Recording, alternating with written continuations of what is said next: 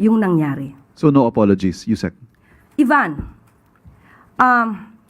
hindi tayo pwede ditong magkaroon ng, sorry for the word, ayoko magkaroon ng additional na pang-iintriga dito.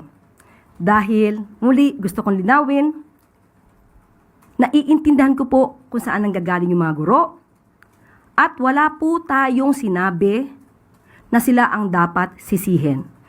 Mismo, ang ibang mga guro ay lumalabag sa ganitong klase ng moralidad.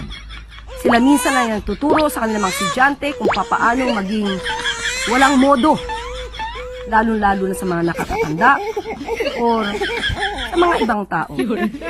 Ipinapakita lamang po natin kung gaano kalaki yung kanilang role bilang pangalawang magulang sa ating mga kabataan.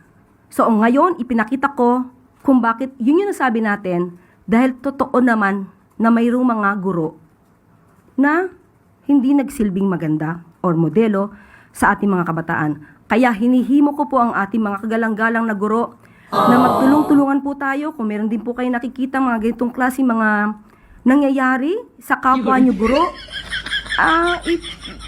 Paalalahanan po natin na kayo po ay tinitingala bilang tagapagturo ng magandang kaugalian sa ating mga kabataan.